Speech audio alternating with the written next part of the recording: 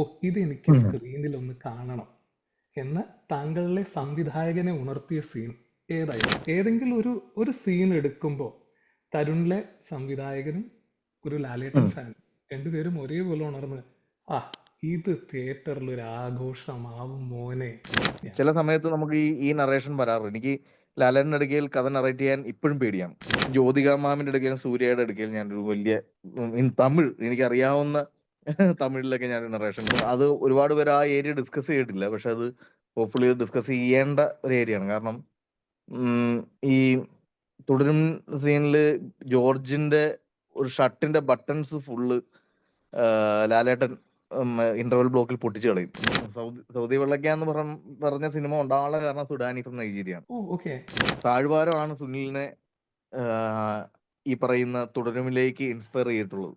താങ്കൾ സംവിധാനം ചെയ്യുന്ന ഒരു മമ്മൂക്ക ചിത്രം. നമസ്കാരം Madhurageetham viewers, this is R J Vidyashankar. I am so excited. Thrissur Pooram ഈ വർഷം കഴിഞ്ഞത് മെയ് 7-നാണ്. പക്ഷേ മലയാളികൾക്ക് സിനിമയെ സ്നേഹിക്കുന്ന, ലാലേട്ടനെ സ്നേഹിക്കുന്ന എല്ലാവർക്കും ഏപ്രിൽ 25 തൊട്ട് തന്നെ പൂരം തുടങ്ങിയിട്ടുണ്ട്. ആ പൂരം നമ്മൾക്ക് സമ്മാനിച്ച സംവിധായകൻ Shri Tharun Moorthy joins. Welcome Tharun. Hi Vidyasagar, hi. Thank you so much for making time. Thank you brother, thank you. തരുണായിട്ട് സംസാരിക്കുന്നതിന് മുമ്പ് തന്നെ എനിക്ക് പറയാനുള്ളത്, എനിക്കറിയാം ഒരു ദീർഘയാത്രയൊക്കെ കഴിഞ്ഞ് വൈകിയ വേളയിലാണ് ഞങ്ങളായിട്ട് സംസാരിക്കാൻ സമയം കണ്ടെത്തിയിട്ടുള്ളത്. അപ്പൊ അതിന്റെ ഒരു വോയിസ് നോട്ട് തരുണിന്റെ കിട്ടിയിരുന്നു. ഞാൻ എത്തുന്നേ ഉള്ളൂ, ക്ഷമിക്കണം, ഞാൻ പെട്ടെന്ന് ജോയിൻ ചെയ്യാന്ന് പറഞ്ഞിട്ട് ഈ ശബ്ദം കേൾക്കുമ്പോൾ ഉണ്ടല്ലോ, വോയിസ് നോട്ട് കേൾക്കുമ്പോൾ ഒരുപക്ഷെ ഓക്കെ. ഒരുപാട് ഇന്റർവ്യൂസ് ഇപ്പൊ തരുണിന്റെ നിരന്തരം ഞങ്ങൾ കാണുന്നോണ്ടായിരിക്കും ആ ശബ്ദം നമ്മുടെയൊക്കെ ഒരു സുഹൃത്തിന്റെ ശബ്ദം പോലെ, ഒരു അപരിചിതന്റെ ശബ്ദം പോലെയല്ല. യു ഫീൽ ലൈക്ക് അവർ on. Thank you. And how do you feel at this moment of great success? To be frank, for me this is a surreal world. Right. Lot of happiness, lot of excitement. In total, I can say it as a surreal, completely surreal. Lovely. Lovely. Cinema കണ്ട് ഞങ്ങളുടെ സന്തോഷം അങ്ങനെ തന്നെ പറയേണ്ടി വരും. അത്രയും സന്തോഷമാണ്. പക്ഷെ ഇപ്പൊ നിരവധി ഇന്റർവ്യൂസ് ഞാൻ തരുണിന്റെ കാണുന്നുണ്ട് കേട്ടോ, Yeah. പ്രത്യേകിച്ച് തുടരും റിലീസ് ആയതിനു ശേഷം. അപ്പൊ ഞാനിങ്ങനെ ഇന്റർവ്യൂവിന് പ്രിപ്പയർ ചെയ്യുമ്പോൾ എങ്ങനെയാണ് ഈ ഇന്റർവ്യൂ വ്യത്യസ്തമാക്കാൻ പറ്റുമോ എന്നൊക്കെ ശ്രമിക്കാൻ പോവുകയാണ്. അപ്പൊ ഈ ഇന്റർവ്യൂവിൽ നമ്മൾ എന്താ ചെയ്യാൻ പോകുന്നത് വെച്ചാൽ, ഒരു ചോദ്യത്തിന്റെ തുടർച്ചയായി രണ്ടാമത്തെ ചോദ്യം, അങ്ങനെ തുടരും എന്ന Okay. കോൺസെപ്റ്റിലാണ് ചോദ്യങ്ങൾ ഫ്രെയിം ചെയ്യാൻ ശ്രമിച്ചിട്ടുള്ളത് കേട്ടോ. താങ്കളുടെ Oh, എഴുത്തുകാരൻ ഒരു let's see. It's വിമർശകനായി interesting. മാറി ഇതാണോടാ നീ എന്ന് ചോദിക്കരുത്, ഇല്ല, നമുക്ക് നമുക്ക് ശ്രമിക്കാം. നമുക്ക് എല്ലാം നമുക്ക് പുതിയ അനുഭവങ്ങളാണ്, പുതിയ Right. അറ്റ്മോസ്ഫിയേഴ്സ് ആണ്. Let's try. Right. So let's get into the first two questions. അപ്പൊ Thank you. തുടരും കഥ ആദ്യമായി താങ്കൾ കേട്ടപ്പോൾ, അല്ലെങ്കിൽ താങ്കൾക്ക് ആരെങ്കിലും വായിക്കാൻ തന്നപ്പോൾ, എനിക്ക് തോന്നുന്നു രഞ്ജിത്ത് സാർ ആണെന്ന് തോന്നുന്നു അല്ലെ, ആ, നിർമ്മാതാവ് രഞ്ജിത്ത് സാറാണ് പറയുന്നത് ആദ്യം നറേറ്റ് ചെയ്യുന്നത്, അതെ, നറേറ്റ് നരേറ്റ് ചെയ്യുന്നത്. ചെയ്യുന്നത്. അപ്പൊ ഇത് കഥ കേൾക്കുമ്പോൾ ഏതെങ്കിലും ഒരു കഥാസന്ദർഭം ഉണ്ടാവുമല്ലോ, അപ്പൊ താങ്കളുടെ ഫിലിം മേക്കർ എക്സൈറ്റ് ആവുന്ന ഒരു കഥാസന്ദർഭം, ഓ ഇത് എനിക്ക് ഉം. സ്ക്രീനിൽ ഒന്ന് കാണണം എന്ന് താങ്കളിലെ സംവിധായകനെ ഉണർത്തിയ സീൻ ഏതായിരുന്നു ആദ്യത്തെ? ഞാൻ കേൾക്കുന്നത് ആക്ച്വലി ഇതിന്റെ ഒരു ഫസ്റ്റ് ഹാഫ് മാത്രമാണ് കേൾക്കുന്നത്. Right. പിന്നെ ഒരു സെക്കൻഡ് ഹാഫിന്റെ ഒരു ഐഡിയ ഇങ്ങനെയൊക്കെ ആയിരിക്കാം, അല്ലെങ്കിൽ ഇങ്ങനെയൊക്കെയാണ് നമ്മൾ മനസ്സിൽ കണ്ടേക്കുന്നുള്ള അതല്ല ആക്ച്വലി ഇപ്പൊ നമ്മൾ സിനിമയിൽ വർക്ക് ചെയ്തിരിക്കുന്നു. അവരുടെ ഒരു മൈൻഡിലൊക്കെ ഉണ്ടായിരുന്ന ഒരു സെക്കൻഡ് ഹാഫ് ആണ് എന്തൊക്കെ പറയുന്നത്. പക്ഷെ ഫസ്റ്റ് ഹാഫ് ഓൾമോസ്റ്റ് ഇതിന്റെ ഓർഡർ ഇങ്ങനെ ആയിരിക്കണം, അങ്ങനെ ആയിരിക്കണം എന്നൊക്കെ പറയുന്ന ഒരു കംപ്ലീറ്റ് വൺ ലൈൻ ഉണ്ട് എനിക്ക് ഫസ്റ്റ് ഹാഫിൽ അവർ പറയുമ്പോൾ. പക്ഷെ അതിലും കുറച്ച് മാറ്റങ്ങളും ആഡ് ഓൺസ് ഒക്കെ വന്നിട്ടുണ്ട്. ഇപ്പം ലേറ്റസ്റ്റ് സ്ക്രിപ്റ്റിന്റെ അത് നമ്മൾ പിന്നീട് ആലോചിച്ചപ്പോൾ ഐ തിങ്ക് ഇന്റർവൽ ബ്ലോക്ക് ആണ് എന്നെ എക്സൈറ്റ് ചെയ്യിച്ചത്. നമ്മളിങ്ങനെ Okay. കഥ കേട്ട് ഇങ്ങനെ ഇരിക്കുമ്പോൾ പെട്ടെന്ന് അപ്രതീക്ഷിതമായിട്ടൊരു കാര്യം പറയുമ്പോഴത്തേക്കുള്ള ഞെട്ടലുണ്ടല്ലോ, അതെ. ആ ഞെട്ടലാണ്. ഓ എന്റെ ദൈവമേ, ഞാൻ എന്താ ഇപ്പൊ കേട്ടോണ്ടിരുന്നത് എന്ന് പറയുന്ന ഒരവസ്ഥ ഉണ്ടാക്കിയത് ആ ഇന്റർവൽ ബ്ലോക്ക് ആണ്. ഒരു അതാണ് എന്നെ പ്രേക്ഷകൻ എന്ന എക്സൈറ്റ് ചെയ്തത്. നിലയ്ക്ക് ഞാനും യോജിക്കുന്നു. കാരണം ഞങ്ങൾക്ക് ഈ ഇന്റർവൽ ബ്ലോക്ക് വന്നപ്പോൾ ഇനി പോപ്കോൺ വാങ്ങാനൊന്നും പോവാൻ സമയമില്ലല്ലോ, ഇത് തുടങ്ങട്ടെ എന്ന്. ഇതിപ്പോ എന്താ സംഭവിച്ചതെന്ന് ഇങ്ങനെ മുൾമുനയിലാണ് എല്ലാവരും തിയേറ്ററിൽ ഇരുന്ന് കണ്ടുവരുന്നത്. Okay. Yes, yes, yes, yes. ഇവിടുന്ന് കട്ട് ചെയ്ത് നമ്മൾ ഷൂട്ട് ലൊക്കേഷനിലേക്ക് പോവുകയാണെങ്കിൽ, ഇപ്പൊ ഉം. താങ്കൾ സംവിധാനം ചെയ്യുന്നു. അപ്പൊ ഈ ഷൂട്ടിങ്ങിനിടയിൽ പല പല മുഹൂർത്തങ്ങളും ഞാൻ വേറെ ഇന്റർവ്യൂസിൽ കേട്ടിട്ടുണ്ട് കേട്ടോ. പക്ഷെ ഏതെങ്കിലും ഒരു സീൻ എടുക്കുമ്പോൾ തരുണിലെ സംവിധായകനും ഒരു ലാലേട്ടൻ ഉം. ഫാൻ രണ്ടുപേരും ഒരേപോലെ ഉണർന്ന് ആ ഇത് തിയേറ്ററിൽ ഒരു ആഘോഷമാവും മോനെ എന്ന് മനസ്സിൽ 100% തരുൺ 100% ഉറപ്പിച്ചൊരു scene. Police station fight. Police station fight ആ ഓ അങ്ങനെ എനിക്ക് ചാടി വരുന്ന ആസ് എ സീനാണോ? ലാലേട്ടൻ ഫാൻ എനിക്ക് കൊടുക്കാവുന്ന എല്ലാ പരിപാടികളും മാർക്ക് ചെയ്ത് സ്ക്രിപ്റ്റിൽ ഞാൻ നോട്ട് ചെയ്തിട്ടുണ്ടായിരുന്നു. റൈറ്റ്. ദാറ്റ് മീൻസ് എന്താ പറയാ, കൈകൊണ്ട് ആ തുണി പിടിക്കുന്നത് ഇൻസ്ക്രിപ്റ്റ്, ദെൻ അത് ഈ മോളിൽ കൂടി വലിച്ചെറിയുന്ന ആളെ വലിച്ചു തൂക്കി എറിയുന്നത് yeah. Improvised in shoot. Yeah. Then completely എന്താ പറയാ, ബിരിയാണി, അതായത് കുറച്ചു മുമ്പ് അവസാന അത്താഴത്തിന് വേണ്ടിയിട്ട് കൊണ്ടുവന്ന് വെച്ച ബിരിയാണി വെച്ചിട്ട് ബെന്നിയുടെ തലക്കടിച്ച് പൊട്ടിക്കുന്നത് there is in the script. യാ. അപ്പോ അതെല്ലാം വെച്ചിട്ട് ബെന്നീനെ ലോക്കിട്ട് ബെന്നിയുടെ മുതുകു ഒടിക്കുന്നത് there is in the script. Right. then ആ മുണ്ട് കറക്കി അയാൾ ഉടുക്കുന്നു എന്ന് പറയുന്നത് there is in the script. Wow. Okay. Chilli പൊട്ടിച്ച് പുറത്തേക്ക് ചാടുന്നു എന്ന് പറയുന്നത് there is in the script. So lovely. അതിൻ്റെ അകത്തുള്ള എല്ലാ ഹൈ മൂമെന്റുകളും നമ്മൾ സ്ക്രിപ്റ്റിൽ മാർക്ക് ചെയ്ത് ഷൂട്ട് ചെയ്തിരിക്കുന്നതാണ്. അതിൽ നിന്ന് ഫാന്റാസ്റ്റിക്. എക്സ്ട്രാ ആയിട്ട് കിട്ടിയിരിക്കുന്നത് എന്താ പറയാ, ലാത്തി കൊണ്ടുള്ള അടികൾ, അല്ലെങ്കിൽ എന്താ പറയാ ചില്ല് തല കൊണ്ടടിച്ച് പൊട്ടിക്കുന്നത്, അല്ലെങ്കിൽ ഉം, എനിക്ക് ഞാൻ പറഞ്ഞ ഇപ്പം തിയേറ്ററിൽ ആളുകൾ കൈയടിക്കുന്ന എല്ലാ പോയിന്റുകളും വി മാർക്ക് വെരി വെൽ. ഇത് തിയേറ്ററിൽ ആളുകൾക്ക് ഹരം കൊള്ളിക്കണം എന്ന് പറഞ്ഞ് നമ്മൾ മാർക്ക് ചെയ്തിട്ടുള്ളതാണ്. So I think station fight ആണ് ഒരു ആസ് എ ഡയറക്ടർ എന്നുള്ള രീതിയിലും അല്ലെങ്കിൽ ആസ് എ ഫാൻ ബോയ് എന്നുള്ള രീതിയിലും ഒരേപോലെ ബ്രെയിൻ വർക്ക് ചെയ്ത സ്ഥലം. Oh, lovely, lovely, great, and it works so well for us. And ഇപ്പൊ ഈ ഉത്തരത്തിന്റെ തുടർച്ചയായി ഞാൻ ചോദിക്കുകയാണെങ്കിൽ I'm gonna take you slightly back. Okay. Okay അപ്പൊ ഞാൻ ഇപ്പോൾ ഉള്ള എല്ലാ ഇന്റർവ്യൂസും കാണുന്നുണ്ട്. സൗദി വെള്ളക്കയുടെ സമയത്തുള്ള ഇന്റർവ്യൂസ് കുറച്ച് വായിച്ചിരുന്നു. അപ്പൊ ഓക്കെ ഓക്കെ താങ്കൾ ഇന്റർവ്യൂസ് കേൾക്കുമ്പോഴും താങ്കൾ ഒരു കാര്യം വിവരിച്ചു തരുമ്പോഴും ഇപ്പൊ പറഞ്ഞതുപോലും നമുക്ക് ആ ഓക്കെ സിനിമ കണ്ട അനുഭവമാണ്, ആ വിഷ്വല് നമ്മുടെ മനസ്സിൽ ഓടിയെത്താണ്. ഓക്കെ, കഥ കേൾക്കുമ്പോൾ ഓക്കെ തന്നെ ഓക്കെ സിനിമ കാണുന്ന പോലെയുണ്ട്. അപ്പൊ ഇത്ര ഓക്കെ മനോഹരമായി എനിക്ക് കഥ പറയാൻ സാധിക്കും എന്ന് തരുൺ തിരിച്ചറിഞ്ഞൊരു നിമിഷം ഉണ്ടാവുമല്ലോ, very first time, may be years back, അങ്ങനെ ഒരു സംഭവം ഉണ്ടായിട്ടുണ്ടാവില്ല. ഒരു കഥ പറഞ്ഞിട്ട് ആരെങ്കിലും തരുണിനോട് തരുൺ കഥ പറയണത് കേൾക്കാൻ തന്നെ രസമാണ് എന്ന് പറഞ്ഞ് ആ ഒരു നിമിഷം ഓർമ്മയുണ്ടോ? എനിക്ക് തോന്നുന്നു ഞാൻ എൻ്റെ എംടെക് ടൈമിലൊക്കെയാണ് ഞാൻ ഈ പറയുന്ന നൂറുൽ ഇസ്ലാം എന്ന് പറഞ്ഞ കോളേജിലാണ് എംടെക് പഠിക്കുന്നത്. അപ്പം ആ സമയത്താണ് റൈറ്റിംഗ് ഒക്കെ തുടങ്ങിയിരിക്കുന്നത്. അതിന് മുമ്പൊന്നും റൈറ്റിംഗ് ഇല്ല. ഈ പറയുന്ന ആക്ടിംഗ് മോഹം മാത്രമാണ്. അപ്പം ഈ എംടെക് എടുത്ത സമയത്താണ് ഈ ഷോർട്ട് സ്റ്റോറീസ്, അല്ലെങ്കിൽ ചെറിയ എന്താ പറയാ, ഇപ്പൊ ഈ നമ്മുടെ I too had a love story എന്ന് പറയുന്ന നമ്മുടെ അദ്ദേഹത്തിന്റെ പേര് ഞാൻ മറന്നുപോയി. അങ്ങനെ കുറച്ച് ഇംഗ്ലീഷ് നോവൽസ് ഒക്കെ ഉണ്ടല്ലോ. അപ്പൊ അതൊക്കെ വായിക്കുമ്പോൾ ഭയങ്കര വിഷ്വൽസ് ആണ്. അപ്പൊ എനിക്ക് അങ്ങനെ എന്തെങ്കിലും റൈറ്റപ്സ്, ഒരു ബുക്ക് എഴുതണം എന്നൊക്കെ പറയുന്ന, അല്ലെങ്കിൽ ചെറുകഥകൾ എഴുതണം, ഷോർട്ട് ഫിലിംസ് എഴുതണം, എഴുത്ത് ഹരം കയറി നിൽക്കുന്ന സമയമായിരുന്നു എംടെക് എന്ന് പറഞ്ഞ സമയം. Right. ഞാൻ എൻ്റെ ഹോസ്റ്റൽ സമയങ്ങളിലേക്ക് ഇരുന്ന് ലാപ്ടോപ്പിൽ മംഗ്ലീഷിൽ ഇങ്ങനെ ഓരോന്ന് എഴുതും. അപ്പൊ എൻ്റെ ഈ പറയുന്ന എംടെക്കിന്റെ ലാബ് ഹവേഴ്സ് ഉണ്ടല്ലോ, ഞങ്ങൾക്ക് കിട്ടുന്ന ലാബ് ടൈം ഉണ്ട്. അപ്പം ഒരു ഉച്ചയുടെ ഹാഫ്, അപ്പൊ എൻ്റെ കൂടെ ഇരിക്കുന്ന പെർട്ടിക്കുലർലി ചിലപ്പം ലേഡീസ് ഒക്കെ ആയിരിക്കും ഇരിക്കുന്നത്, Right.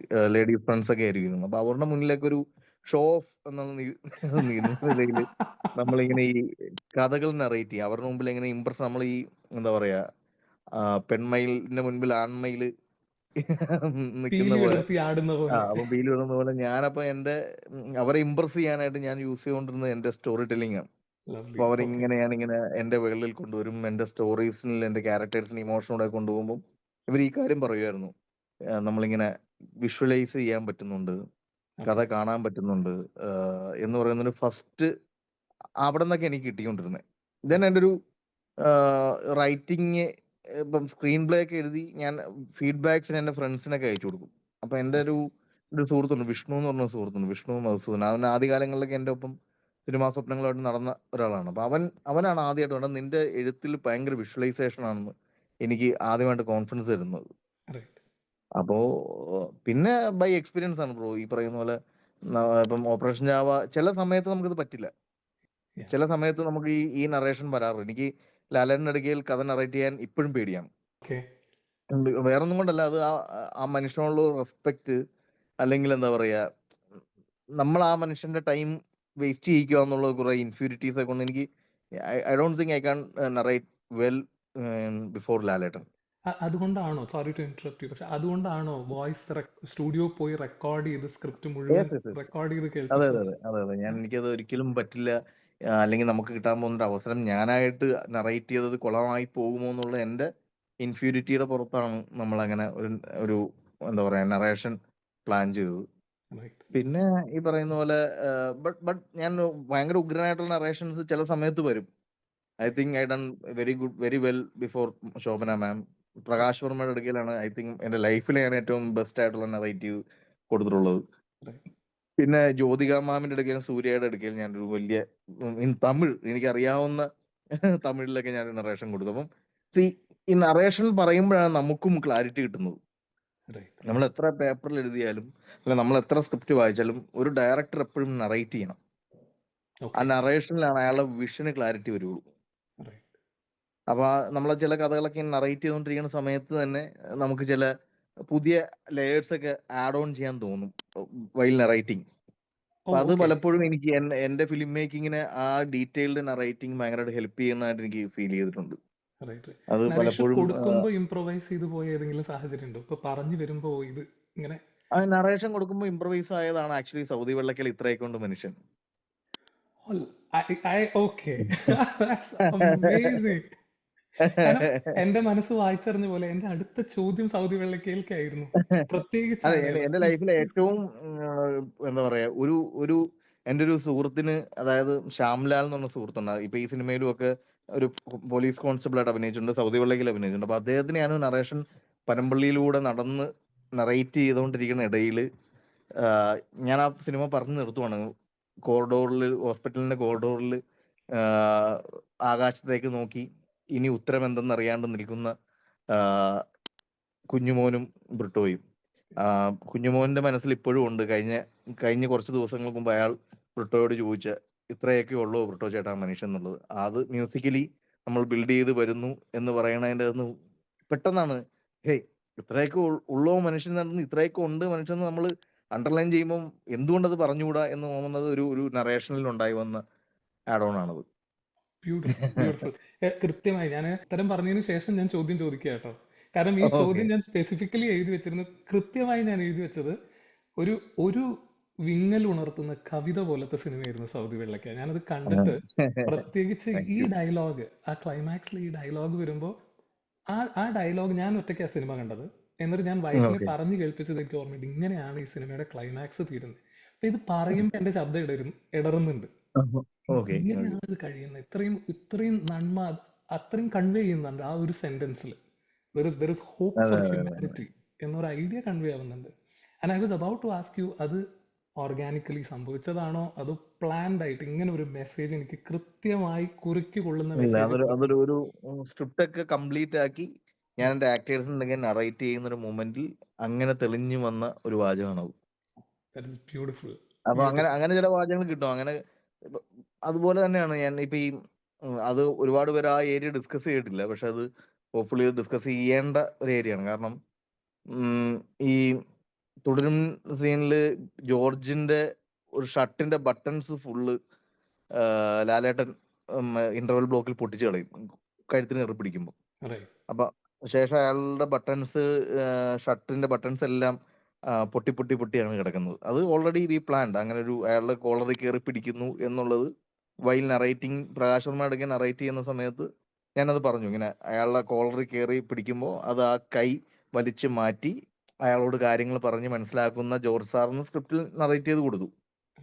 ബട്ട് പ്രകാശ് വർമ്മയൊക്കെ നറേറ്റ് ചെയ്യുമ്പോഴാണ് ഞാൻ പ്രകാശനൊക്കെ പറയുന്നത്, പ്രകാശ് ഇയാളെ കംപ്ലീറ്റ്ലി ജോർജിന്റെ അണ്ടറിൽ ഇയാൾ വന്ന് നിൽക്കുന്ന മൊമെന്റ് മുതൽ ഇയാളെ കോർട്ടിൽ ഇൻട്രൊഡ്യൂസ് ചെയ്യാൻ പോകുന്ന ആ ഡേ ഇയാൾ ഈ ഡ്രസ്സ് തന്നെയാണ് ഇടുന്നത്. അത് അയാൾ തന്നെ ബട്ടൺസ് തുന്നി ആ ഡ്രസ്സ് ഇട്ട് അയാളുടെ ഹരമാണത്. എനിക്ക് ആം ദ വിന്നർ എന്ന് പറയാനുള്ള. അപ്പൊ അയാള് പൊട്ടിച്ച് കളഞ്ഞ ഷർട്ട് തന്നെ വേണം അയാൾ തുന്നുന്നത്. അങ്ങനെ ഒരു സീക്വൻസ് ഉണ്ട്. ആ ഒരു റൂമിലിരുന്ന് ഈ പറയുന്ന പോലെ ഒരു സൂചി കൊണ്ട് ബട്ടൺസ്, ആ ഷർട്ടിന്റെ ബട്ടൺസ് തുന്നുന്ന ഒരു സീക്വൻസ് ഉണ്ട്. റൈറ്റ്. ഫോർ മീ അത് ഭയങ്കര ഭയങ്കര രസമായിട്ടൊരു ബൈൽ നറേറ്റിംഗിൽ വന്നൊരു കാര്യം. കാരണം ആ വില്ലന്റെ ആർക്ക് അത്രയേറെ ബ്യൂട്ടിഫുൾ ആയത് വില്ലന്റെ അടുക്കെ കഥ, അതായത് ജോർജ് എന്ന് പറയുന്ന ആളുടെ അടുക്കെ കഥ നറേറ്റ് ചെയ്തോണ്ടിരിക്കുമ്പോൾ എനിക്ക് ആ ഇൻപുട്ട് കിട്ടിയത്. റൈറ്റ്. സോ പക്ഷെ അത് അധികം ആരും എനിക്ക് തോന്നുന്നു OTT-ലേക്ക് വരുമ്പോൾ മേ ബി ആളുകൾ ഡിസ്കസ് ചെയ്യുമായിരിക്കും. കൂടുതൽ അതായി ഇപ്പൊ ചർച്ച ചെയ്യും. ആളുകൾക്ക് അതൊരു ഡ്രസ്സ് എന്ന് മാത്രമേ കിട്ടിയിട്ടുള്ളൂ. റൈറ്റ്. അതും ഈ പറയുന്ന പോലെ എനിക്ക് നറേഷൻ സമയത്ത് തോന്നിയ ഒരു ഇംപ്രൊവൈസേഷൻ ആണ്. Lovely, lovely. ഈ റൈറ്റിങ്ങിൽ ഇത്രയും ഇത്രയും ഇമ്പാക്ട്ഫുൾ ആയിട്ട് റൈറ്റ് ചെയ്യാൻ കഴിയുക, ഇത്രയും I am going back to Saudi Vellakka for a moment. ആഹാ, പ്രത്യേകിച്ച് ആ. ആ ഡയലോഗ്, കാരണം ആ സിനിമ തീരുന്നത് ആ ഡയലോഗോട് കൂടി അവിടെ തീരുകയാണ്. കുറേ കാര്യങ്ങൾ ഓക്കെ. നമ്മുടെ മനസ്സിലേക്ക് തന്നിട്ട് ആ ചോദ്യത്തോടു കൂടിയാണ് ഇത്രയൊക്കെ ഉണ്ടടാ മനുഷ്യൻ എന്ന് പറഞ്ഞ് തീരുകയാണ്. അപ്പൊ ഞാൻ പെട്ടെന്ന് കണ്ടപ്പോൾ എനിക്ക് തോന്നിയത്, വർഷങ്ങൾക്ക് മുമ്പ് എനിക്ക് ഇത്ര ഇമ്പാക്ട്ഫുൾ ആയി ഫീൽ ചെയ്ത വേറൊരു ക്ലൈമാക്സ് ആയിരുന്നു ലോഹി സാർ എഴുതിയ വീണ്ടും ചില വീട്ടുകാര്യങ്ങൾ. ലാസ്റ്റ് ക്ലൈമാക്സിൽ ബെസ്റ്റ് നടൻ അപ്പൻ തന്നെയാണ് എന്ന് അതെ, അതെ, പറഞ്ഞ് അതെ. അവിടെ തീരാണത്. ചെറിയൊരു വാചകത്തിൽ ഒരുപാട് കാര്യങ്ങൾ പറഞ്ഞു തീരുക. തരുണിന്റെ എഴുത്തില് ലോഹി സാറിന്റെയോ മറ്റ് MT സാറിന്റെയോ അങ്ങനെ ആരെങ്കിലൊക്കെ ഇൻഫ്ലുവൻസ് തരുണിന് ഫീൽ ചെയ്യാറുണ്ടോ? അതോ ഈ എഴുത്ത് ഒരു ഒരു സ്വന്തം ശൈലി അങ്ങനെ അറിയാതെ വന്നു പോകുന്ന അല്ല, ഒരു ശൈലി? അറിയില്ല വിദ്യാസാഗർ. അതെനിക്ക്, ഞാൻ ആരെയും അങ്ങനെ ഫോളോ ചെയ്യുന്ന ഒരാളല്ല. എനിക്ക് സിനിമകൾ ഇഷ്ടമാണ്. ഞാനിങ്ങനെ എനിക്ക് ഈ സ്ക്രീൻ പ്ലേയുടെ റൈറ്റിങ്ങിൽ ഞാൻ പറഞ്ഞ എനിക്ക് ഇഷ്ടമുള്ള എല്ലാ റൈറ്റേഴ്സിൽ നിന്നും ഞാൻ ഇൻസ്പയർ ആവാറുണ്ട്. ഇപ്പം MT സാറിൽ നിന്ന് ഇൻസ്പയർ ആണ്, ലോഹി സാറിൽ ആവാറുണ്ട്, ബ്ലസ്സി സാറിൽ നിന്ന് ആവാറുണ്ട്, അനുപമേനോയിൽ നിന്ന് ആവാറുണ്ട്. റൈറ്റ്. കാരണം വൺ ലൈനേഴ്സ് ഒക്കെ വർക്ക് ചെയ്യുന്നത് ഭയങ്കര രസമാണ് ഇവരെല്ലാവരും. യാ. അല്ലെങ്കിൽ ഈ പറയുന്ന പോലെ ചിദംബരത്തിൽ നിന്നാകാറുണ്ട്, മോഹ്സിനിൽ നിന്നാകാറുണ്ട്, മോഹ്സിൻ ബരാരിൽ നിന്നാകാറുണ്ട്. ഇപ്പം സുഡാനി എന്റെ വൺ ഓഫ് ദ ഫേവറേറ്റ് മൂവിയാണ്. റൈറ്റ്. യാ. അപ്പം ഞാൻ പറഞ്ഞത്, നമ്മളെ ഇൻസ്പയർ ചെയ്യുന്ന എല്ലാ റൈറ്റേഴ്സിൽ നിന്നും ഫിലിം മേക്കേഴ്സിൽ നിന്നും നമ്മൾ ഇൻസ്പയർ ആവാറുണ്ട്. ഓക്കെ. അറിഞ്ഞോ അറിയാതെ ഒക്കെ. ഇപ്പം സൗദി വെള്ളയ്ക്ക എന്ന് പറഞ്ഞ സിനിമ ഉണ്ടാകാനുള്ള കാരണം സുഡാനി ഫ്രം നൈജീരിയ ആണ്. ഓ, ഓക്കെ. എനിക്ക് അങ്ങനെ ഒരു സിനിമ കണ്ടിട്ട്, എനിക്ക് അവസാനം ആ സിനിമ കണ്ടിട്ട് ഇറങ്ങുമ്പോൾ എന്റെ മനസ്സിന് കിട്ടിയൊരു നിറവുണ്ട്, അല്ലെങ്കിൽ സന്തോഷം കൊണ്ടുള്ള കണ്ണീരുണ്ട്. അതന്നെ. യാ. ഓ, എന്താണ് ചെയ്ത് വെച്ചിരിക്കുന്നത്, ഇങ്ങനെയൊക്കെയാണല്ലോ എന്ന് പറയുന്ന ഒരു ഒരു വല്ലാത്ത നിറവുണ്ട് സുഡാനി കാണുമ്പോൾ. അതെ. അപ്പൊ ആ സുഡാനി കണ്ട ഫീലിൽ നിന്നാണ് ആക്ച്വലി സൗദി വെള്ളയ്ക്ക ഇൻസ്പയർ ആയപ്പെട്ടിരിക്കുന്നത്. അല്ലെങ്കിൽ സ്പെഷ്യൽ 26 എന്ന് പറഞ്ഞൊരു സിനിമയുണ്ട് ഹിന്ദിയിൽ, യാ. അക്ഷയ് കുമാർ അക്ഷയ് കുമാർ അഭിനയിച്ച. അക്ഷയ് കുമാർ. സ്പെഷ്യൽ 26ന്റെ ഒരു വേ ഓഫ് ട്രീറ്റ്മെന്റും കാര്യങ്ങളും കണ്ടതിൽ നിന്നാണ് ഓപ്പറേഷൻ ജാവ എന്ന് പറയുന്ന ഒരു സിനിമ എന്നെ ഇൻസ്പയർ ചെയ്തിട്ടുള്ളത്. ഓ, ഓക്കെ. അപ്പൊ എല്ലാ ഫിലിംസും വേറൊരു സിനിമയിൽ നിന്ന് ഇൻസ്പയർഡ് ആണ്. റൈറ്റ്. റൈറ്റ്. അപ്പൊ ഗ്രേറ്റ്. തുടരും. ഗ്രേറ്റ്. എനിക്ക് ഇപ്പം അതിന്റെ ഒരു എന്റെ കോ റൈറ്റർ സുനിലാണ്. താഴ്വാരമാണ് സുനിലിനെ ഈ പറയുന്ന തുടരുമിലേക്ക് ഇൻസ്പയർ ചെയ്തിട്ടുള്ളത് ആസ് എ ഫിലിം. യാ. ഞാൻ അപ്പം അദ്ദേഹത്തിന്റെ ആ ഇന്റർവ്യൂ കേട്ടു. സലീം ഗോസ് ചെയ്ത താഴ്വാരം എന്ന് കഥാപാത്രമാണ്. പറയുന്ന ഒരു സിനിമ കണ്ടതിന് ശേഷം അതേപോലെ അങ്ങനെയാണ് പുള്ളി അത് എഴുതി തുടങ്ങിയത്. റൈറ്റ്. പിന്നീടാണ് നമ്മളതിൻ്റെ അത് വർക്ക് ചെയ്യുന്നതും അതിന് നമ്മൾ എന്താ പറയുക, ഡയറക്ടർ എന്ന രീതിയിലും അല്ല അദ്ദേഹത്തിന്റെ ഒരു കോ റൈറ്റർ എന്ന രീതിയിലും വർക്ക് ചെയ്യുമ്പോൾ നമ്മൾ എപ്പോഴും പറയും പുള്ളി താഴ്വാരം പോലത്തെ ഒരു റോ ആയിട്ടുള്ളൊരു ഫിലിം മേക്കിംഗ് ഫിലിമാണ് ഞാൻ ഉദ്ദേശിക്കുന്നത്. പക്ഷെ നമ്മളത് പിന്നെ കുറച്ചും കൂടി സിനിമാറ്റിക്കലി ഇപ്പോൾ ഡിമാൻഡ് ചെയ്യുന്നതുകൊണ്ട് നമ്മൾ കുറച്ചും കൂടി സിനിമാറ്റിക്കലി പ്രസന്റ് ചെയ്തു എന്നുള്ളേ ഉള്ളൂ. റൈറ്റ്. ഫൈറ്റും കാര്യങ്ങളും ഒക്കെ കുറച്ചും കൂടി പ്രേക്ഷകനെയും കൂടി മുന്നിൽ കണ്ട്. കാരണം സിനിമ കൊമേഴ്ഷ്യൽ ആണല്ലോ, കൊമേഴ്ഷ്യലി വർക്ക് ആവേണ്ടതുണ്ട്. അതെ. നമുക്ക് നമ്മുടെ ഇഷ്ടത്തിന് ഒരു സൗദി വെള്ളക്കയൊക്കെ എപ്പോഴെങ്കിലൊക്കെ ഉണ്ടാക്കാം. പക്ഷെ ലാലേട്ടനെ വെച്ച് നമുക്ക് ഒരിക്കലും അങ്ങനെ ഒരു സൗദി വെള്ളക്ക പോലത്തെ ഒരു സിനിമ ചെയ്താൽ എത്രത്തോളം നമ്മുടെ ഓഡിയൻസിലൂടെ സപ്പോർട്ട് ചെയ്യും എന്നുള്ളത് സ്റ്റിൽ ക്വസ്റ്റ്യൻ മാർക്കിലാണ്. Very true. അപ്പൊ അതുകൊണ്ട് നമ്മൾ അതെല്ലാം മറന്ന് ഓക്കെ, ഇത് തിയേറ്ററിൽ അടിച്ചേ പറ്റുള്ളൂ. നമ്മൾ ഈ പറയുന്ന ആളുകൾ പറയുന്ന കൊമേഴ്ഷ്യൽ സക്സസ് എന്ന് പറയുന്ന ഫോർമുലയിലേക്ക് നമ്മൾ ലാലേട്ടനെയും ഈ തിരക്കഥേനെയും കൊണ്ടുവരണം എന്ന് പറയുന്നതായിരുന്നു എന്റെ ഇൻവോൾവ്മെന്റ് ഈ സിനിമയിൽ. Right. And in what style you guys did it. Lots of appreciation on that. Lots of thank you. appreciation. Thank you. ലാലേട്ടനെ കുറിച്ചൊരു ചോദ്യം. ലാലേട്ടന്റെ എല്ലാ ഇന്റർവ്യൂസും നമ്മൾ കാണുമ്പോൾ ലാലേട്ടൻ സ്ഥിരം പറയുന്നതാണ് ആക്ഷനും കട്ടിനും ഇടയ്ക്കുള്ള മാജിക് ആണ്, എനിക്കറിയുന്നില്ല എന്ത് സംഭവിക്കുന്നു എന്നറിയില്ല.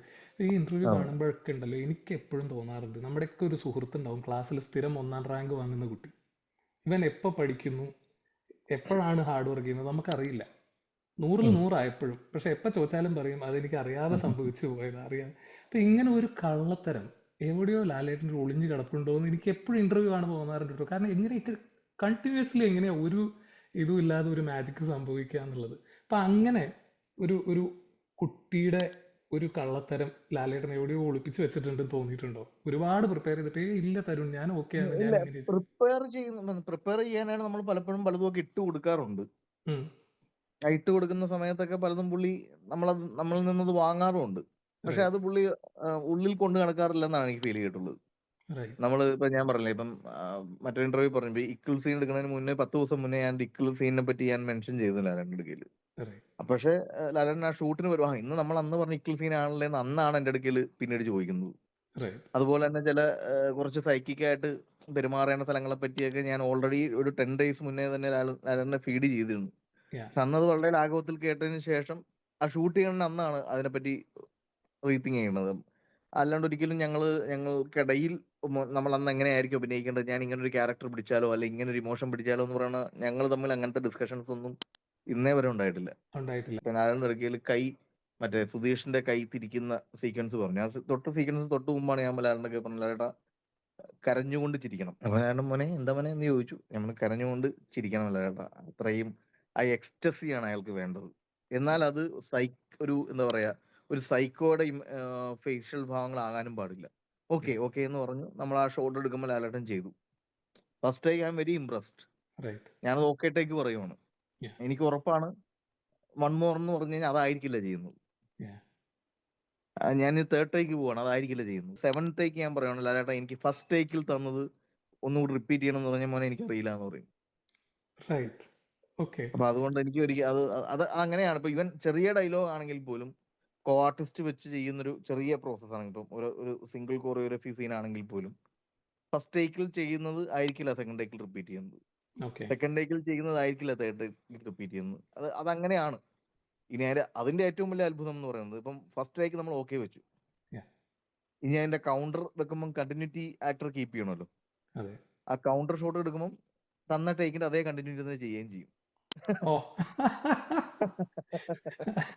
സോൾവ് ചെയ്യാൻ പറ്റാത്ത ഒരു പസിലാണ് ആ മനുഷ്യൻ. അത് എന്താണ് മെത്തേഡ് ടു ദിസ് മാജിക് എന്നുള്ളത് അറിയില്ല പിടികിട്ടുന്നില്ല. അറിയില്ല അറിയില്ല അറിയില്ല ഞാൻ പല രീതിയിൽ ശ്രമിച്ചു നോക്കിയിട്ടുണ്ട് ഇതിന്റെ പ്രോസസ്സിൽ. Right. പുള്ളിനെ പ്രിപ്പയർ ചെയ്യിക്കാനായിട്ടും പുള്ളി പ്രിപ്പയർ ചെയ്യണമെന്ന് അറിയാനുള്ള എന്റെ കൗതുകത്തിനുമൊക്കെ ഞാൻ പലതും ഒക്കെ ഇട്ട് കൊടുത്തിട്ടുണ്ട്. ആ ഇട്ട് കൊടുക്കുന്ന സമയത്തൊക്കെ പുള്ളി എനിക്കൊപ്പം നിൽക്കും, Right. പിന്നെ അതങ്ങോട്ട് വിടും. Right. ഞാൻ ഒരു സമയത്ത് ഞാൻ ലാലേട്ടന്റെ അടുക്കൽ വന്നിട്ട് പറഞ്ഞു, ലാലേട്ടാ നമുക്ക് അമ്പത്തേക്ക് പോകുന്ന സമയത്ത് ഇയാളുടെ ഉള്ളിൽ ഒരു ചെറിയ ഒരു തലക്കുള്ളിൽ കൂടി ഒരു പ്രാണി ഇങ്ങനെ പറക്കുന്ന ഒരു ഫീൽ ഉണ്ട് അയാൾക്ക് എപ്പോഴും. Okay. കാരണം ഇയാളുടെ കിളി പോയിരിക്കുകയാണ്. കാരണം ഇയാളുടെ ചുറ്റും നടക്കുന്ന കാര്യങ്ങളൊക്കെ ഒരു മനുഷ്യനെ അപ്പാടെ മാനസികമായിട്ട് നിലതെറ്റിക്കാൻ പറ്റുന്ന എല്ലാ കാര്യങ്ങളും അയാളുടെ ചുറ്റും നടന്നുകൊണ്ടിരിക്കുന്നത്. Yeah. അപ്പം അപ്പം നമുക്ക് എന്തെങ്കിലും ഒരു പെർട്ടിക്കുലർ ആയിട്ടൊരു മാനസം പിടിച്ചാലോ എന്ന് പറഞ്ഞിട്ടും മോനെ അതൊന്നും എനിക്കറിയില്ല. ആ സമയമാകുമ്പോൾ നമ്മൾക്ക് നേച്ചർ എന്തെങ്കിലും ഒരു പരിപാടി കൊണ്ട് തരും, Right. നമുക്കത് ചെയ്യാം. അപ്പം അപ്പോഴാണോ രാജാ സാറിന്റെ പാട്ട് എന്നോട് മൂളെ അങ്ങനെയൊക്കെ ടൈം പറഞ്ഞു. ചോദിച്ചേ? ആ അപ്പോഴാണോ അതെ അതെ. ഒരു രാജാ സാറിന്റെ പാട്ട് മൂളെ ടൈം അത് ചോദിച്ചത്? ഷൂട്ടിന് തൊട്ട് മുമ്പാണ് എന്തൊക്കെ ചോദിച്ചത്, ഇളയരാജ പാട്ട് നമുക്ക് മൂളിയാലോ എന്ന് ഇരിക്കുന്നത്. റൈറ്റ്. ഞാനത് കേട്ടിരുന്നു. അതിന് തരുണിന്റെ റെസ്പോൺസും വളരെ രസമായിരുന്നു. അങ്ങനെ കിളിക്കണ്ട, റൈറ്റ്സിന്റെ പ്രശ്നം വരും. Lovely lovely. ഇപ്പൊ മോഹൻലാൽ തുടരും എന്നാണ് സിനിമയുടെ അവസാനം എഴുതി കാണിക്കുന്നത്. ഓഫ് കോഴ്സ് മോഹൻലാൽ തുടരും. പക്ഷെ മോഹൻലാൽ എന്ന പേര് പറയുമ്പോൾ തന്നെ മലയാളിയുടെ മനസ്സിൽ ആ ഒരേ ശ്വാസത്തിൽ തുടരുകയും ഒപ്പം നിൽക്കുകയും ചെയ്യുന്ന മറ്റൊരു പേരാണ് മമ്മൂട്ടി.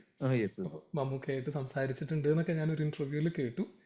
താങ്കൾ സംവിധാനം ചെയ്യുന്ന ഒരു മമ്മൂക്ക ചിത്രം ഒരു മമ്മൂക്ക ഫാൻ എന്ന നിലയിൽ കാണാൻ ഞാൻ ആഗ്രഹിക്കുന്നുണ്ട്. എല്ലാവരും ലാലേട്ടൻ മമ്മൂക്ക ഫാൻസ് ആണല്ലോ എല്ലാവരും. അങ്ങനെ ഒരു ചിത്രം സംഭവിക്കാനുള്ള പ്ലാനുകൾ ഓൾറെഡി ഇൻ പ്ലേസ് ആണ്. സത്യസന്ധമായി പറയുവാണെങ്കിൽ എന്റെ കയ്യിൽ അങ്ങനെ ഒരു സ്ക്രിപ്റ്റ് ഇല്ല.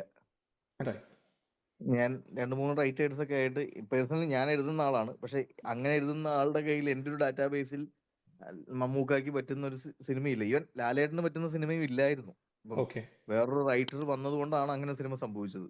ഞാൻ കുറച്ചും കൂടി എന്റെ വേ ഓഫ് പ്രോസസ്സിൽ അങ്ങനെ ഒരു സൂപ്പർ സ്റ്റാർഡം ഉള്ള ആക്ടേഴ്സിനെ വെച്ച് ഉള്ള കഥകളൊക്കെ വളരെ കുറവാണ്.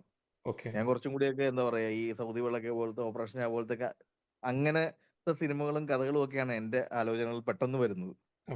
ഒരു സ്റ്റാർഡം എന്ന് പറയുന്നത് ഭയങ്കര ബ്രെയിൻ യൂസ് ചെയ്യേണ്ട ഒരു റൈറ്റിംഗ് സ്കില്ലാണ്. വെറുതെ നമുക്കൊരു സ്റ്റാറിനെ യൂസ് ചെയ്യാൻ പറ്റില്ല.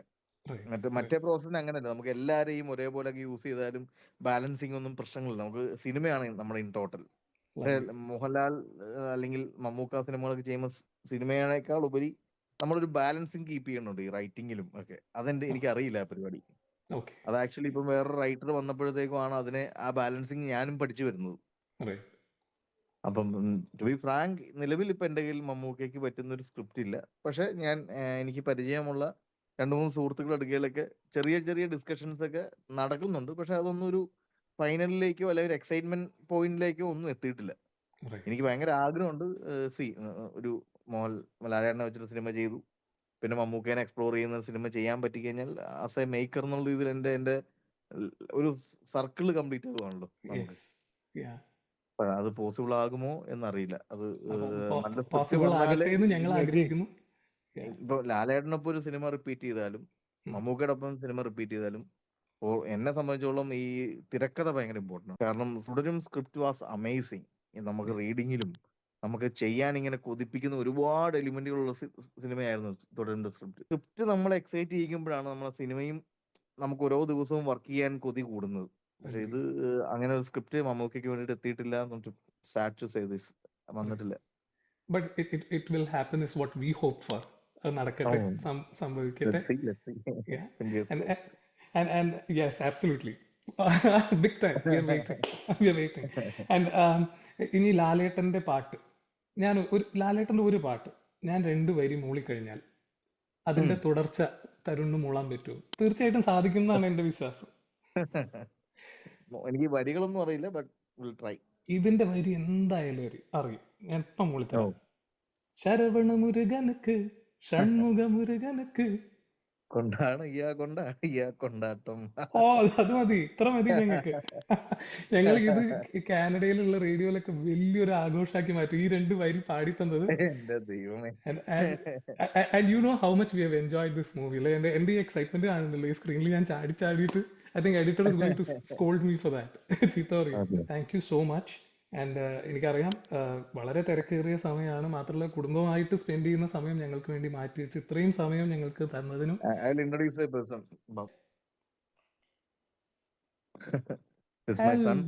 ഹലോ, ഇവനാണ് ലാലേട്ടന്റെ നമ്മളെ ഫസ്റ്റ് ലുക്ക് പോസ്റ്ററിൽ ലാലേട്ടന്റെ കൈക്കുള്ളിൽ കുടുങ്ങിക്കിടക്കുന്ന പയ്യൻ. മോന്റെ പേരെന്താ? ഇങ്ങനെയാണ് നമ്മളെ പടത്തിന്റെ സോങ്ങിന്റെ അകത്തൊക്കെ നമ്മൾ ആക്ച്വലി പടത്തിന്റെ സോങ്ങിന്റെ അകത്തൊക്കെ ഒരു വീടിന് ചുറ്റും ഒരു പയ്യനിട്ട് ഓടിക്കുന്നുണ്ടല്ലോ. അത് ഇവനെയാണ്. Go to your classes അല്ലേ? Yes. Go to your classes. അപ്പോൾ thank you so much for introducing him. Thank you. And just as you do in that ആ സിനിമയുടെ കൊണ്ടാട്ടം എന്നുള്ള പാട്ടില് ലാൽ സാറും ശോഭന മാമും ഡാൻസ് കളിക്കുമ്പോൾ ഒരു നല്ല ഷോട്ട് ഉണ്ട് തരുൺ അവരുടെ ദൃഷ്ടി എടുത്ത് കളയുന്നത്.